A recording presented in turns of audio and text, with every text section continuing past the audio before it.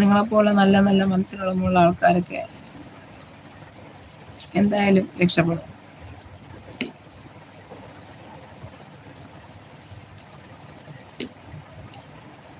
ശ്രമിച്ചാൽ എന്തുകൊണ്ടും നടക്കുമെന്നുള്ളതിനുള്ള ഉത്തമ ഉദാഹരണമാണ് മുത്തുബ്രോയൊക്കെ.